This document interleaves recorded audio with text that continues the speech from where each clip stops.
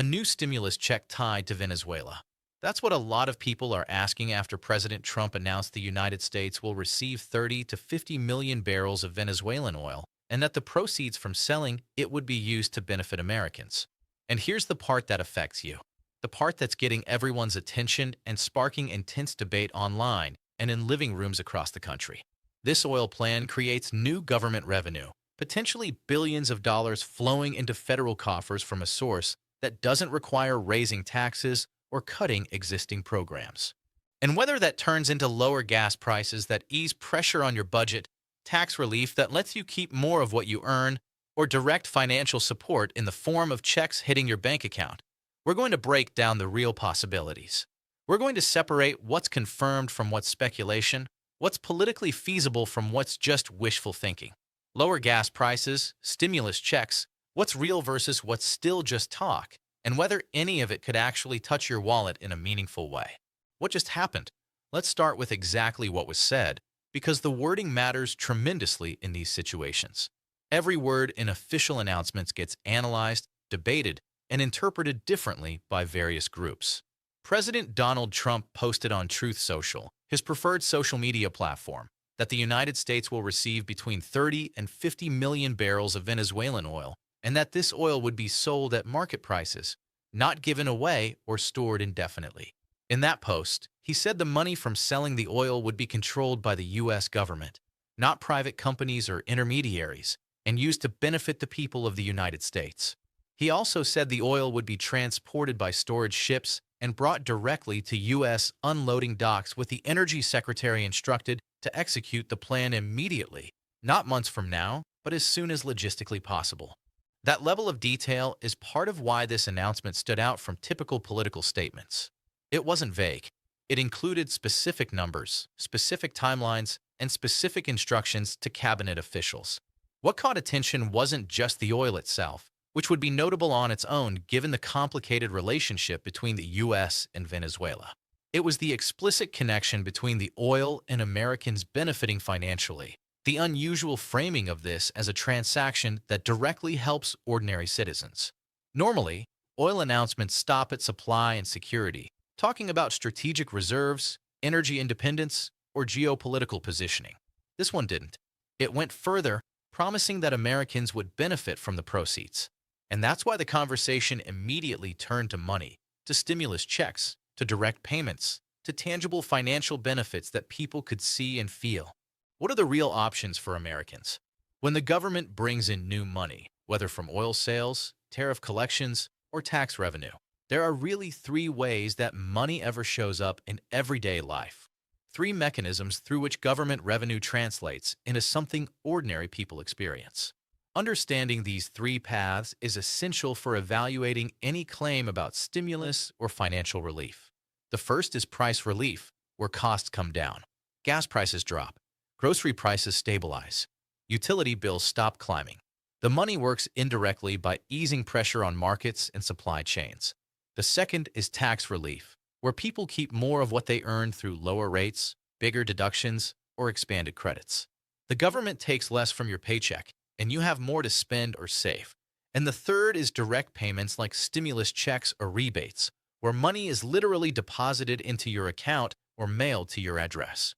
Those are the options. Every headline, rumor, or political statement eventually funnels into one of those three paths. There aren't secret fourth or fifth options hiding somewhere. The question isn't whether the money gets used, because government revenue always gets allocated somewhere.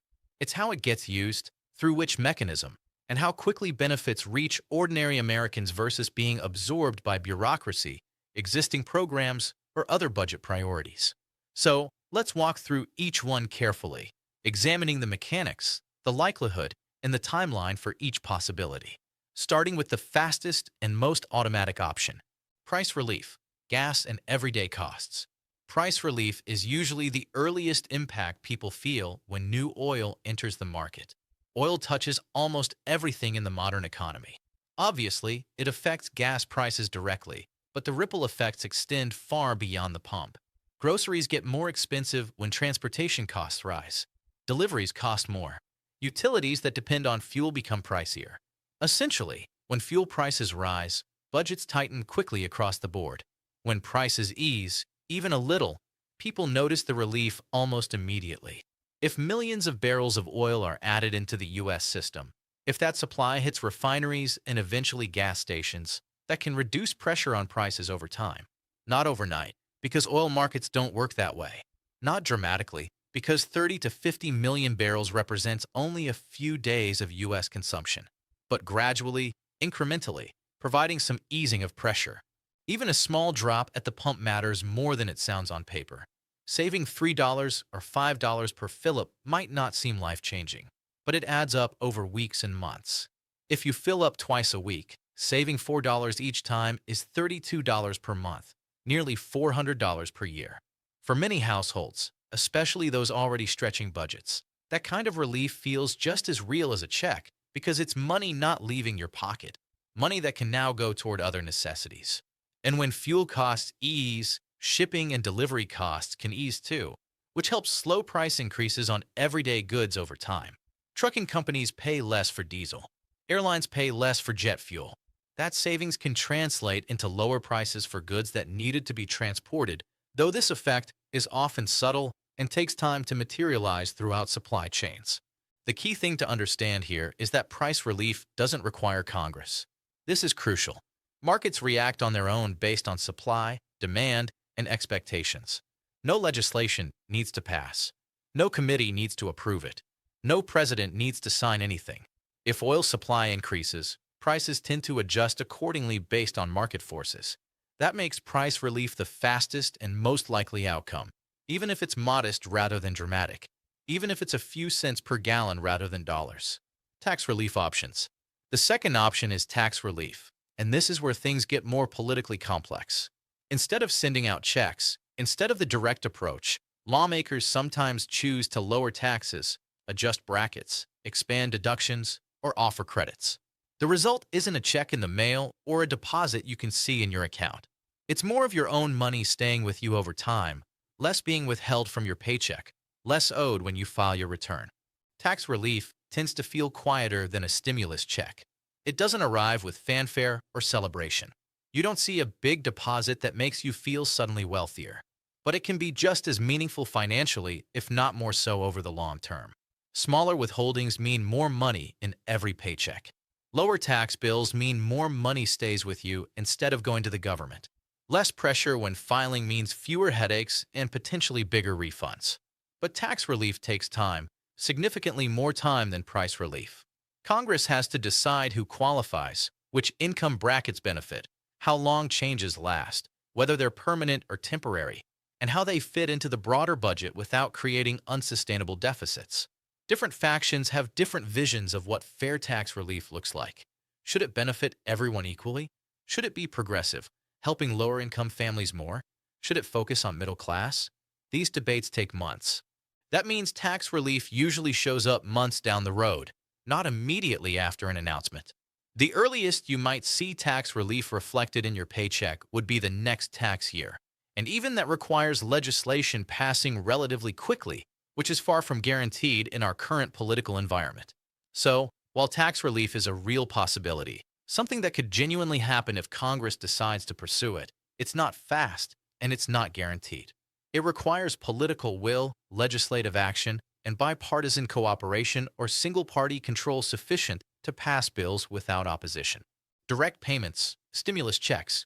Now, let's talk about the option everyone is really focused on, the one that generates the most excitement and speculation.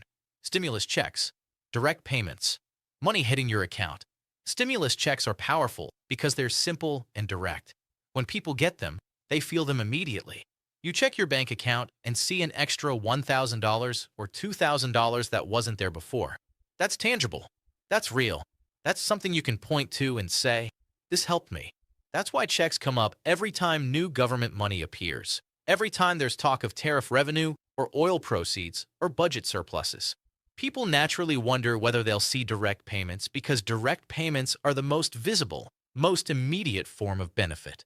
As of right now, and I want to be absolutely clear about this because there's a lot of misinformation circulating, there are no stimulus checks approved under this specific oil plan. There are no payments scheduled.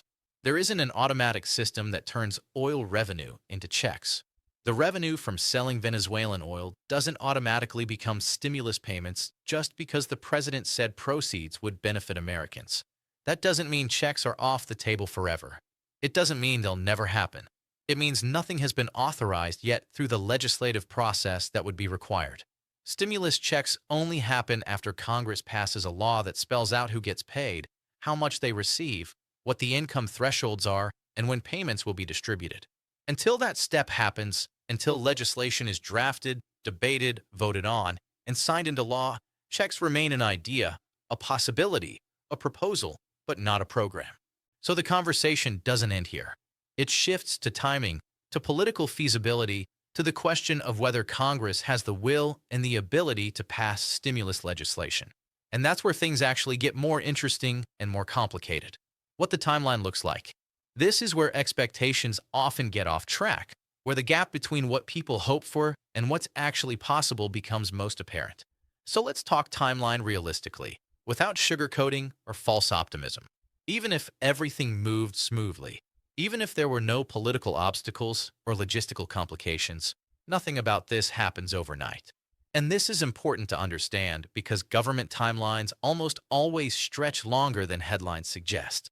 What sounds immediate in an announcement, what's framed as happening soon or quickly, can take months once you factor in contracts, sales, approvals, and budget decisions. First, the oil has to be delivered. Ships have to be loaded in Venezuela, navigate to U.S. ports, and dock at facilities capable of handling the volume. That alone takes time, potentially weeks depending on scheduling and logistics. Then, the oil has to be sold at market prices.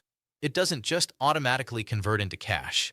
Buyers have to be found, contracts negotiated, deliveries coordinated with refineries.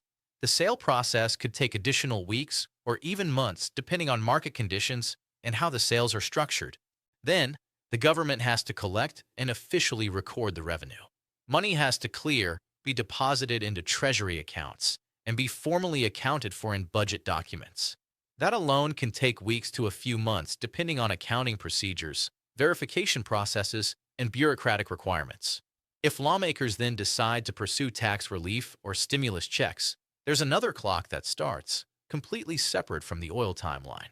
Legislation has to be drafted by congressional staff, often requiring input from multiple committees. Then it has to be debated, with hearings where experts testify. Then it needs to be voted on in committee. Then it goes to the full House for debate and voting. Then the same process repeats in the Senate. If the House and Senate pass different versions, a conference committee has to reconcile the differences. Then both chambers vote on the final version. Then it goes to the president's desk for signature. Even in a fast-moving political environment, even when there's strong bipartisan support, which is rare, that process usually takes several additional months, not weeks. Add in opposition, amendments, procedural delays, and the typical dysfunction of Congress, and you're looking at even longer timelines. So, realistically, even if direct payments were pursued, even if Congress decided tomorrow that stimulus checks were the right approach, you wouldn't be looking at something immediate. You'd be looking at later in the year at the earliest, or possibly beyond, depending on how Congress moves and what other legislative priorities compete for attention. That's why timing matters just as much as the headlines. Understanding the actual timeline helps manage expectations and prevents disappointment when checks don't materialize in weeks like some people seem to expect. Why checks keep getting mentioned repeatedly? Stimulus checks keep coming up in political discourse because they've been talked about repeatedly by this administration even when they haven't actually gone out, creating a pattern of discussion that makes people think they're more imminent than they actually are. For example, the administration has publicly floated the idea of $2,000 tariff dividend checks funded by tariff revenue collected on imported goods. Those checks have been mentioned multiple times by the president and by administration officials in interviews, but so far they have not been approved by Congress or sent to anyone. Earlier this past year, there was also talk about a Doge dividend, an idea that savings from government efficiency efforts led by Elon Musk's Department of Government Efficiency could be returned to taxpayers as a dividend payment.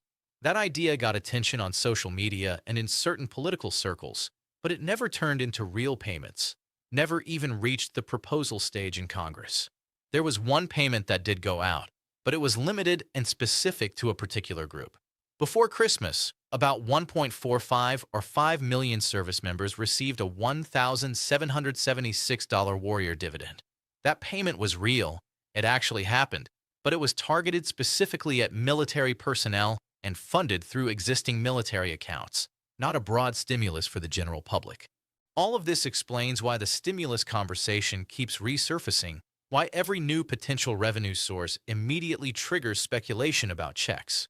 Ideas get mentioned by officials. Some payments happen in narrow cases to specific groups. But broad stimulus checks available to all or most Americans require very specific decisions by Congress, specific appropriations, specific legislation. And most proposals never reach that final step, dying in committee or never even being formally introduced as bills. The question that matters most. At the end of the day, this isn't really about oil or Venezuela or international relations. It's about what happens when the government brings in new money and who actually benefits from it, and in what form those benefits take. Some people believe that new revenue should go straight back to Americans as stimulus checks or direct payments. The logic is simple. The government collected or obtained money, and that money should be returned to the people who are the ultimate owners of the government. Give people cash and let them decide how to use it based on their individual needs. Some people need to pay rent. Others need medical care. Others need to catch up on bills. A stimulus check provides flexibility and immediate relief. Others believe lower prices and lower everyday costs do more good over time, even if no check ever arrives, even if there's no dramatic moment of seeing money appear in your account. The argument here is that sustainably lower gas prices, lower grocery costs, lower utility bills create ongoing relief that adds up to more than a one-time payment. A $1,000 stimulus check gets spent once, but saving $50 per month on gas for a year equals $600, and it continues beyond that first year. Both ideas make sense depending on your perspective and your priorities. Both have economic logic behind them, and both feel very different when bills are due. A stimulus check feels immediate and powerful. Lower prices feel gradual and less dramatic, but potentially more sustainable. So, here's the question I want you thinking about, the question that really matters more than any speculation about what might happen. If new money comes in from Venezuelan oil or other sources, if the government does have billions of dollars from selling this oil, should it turn into stimulus checks, or should it be used to lower everyday costs instead? Should it go back as direct payments, giving you a lump sum to use however you need? Or should it be used to reduce prices at the pump, in grocery stores, on utility bills, providing ongoing but less visible relief? Because those two outcomes don't feel the same. They don't impact households the same way. And which one matters more probably depends on what your budget looks like right now, whether you're facing an immediate crisis that a check could solve, or whether you're grinding through month after month of inflated prices that need long-term relief.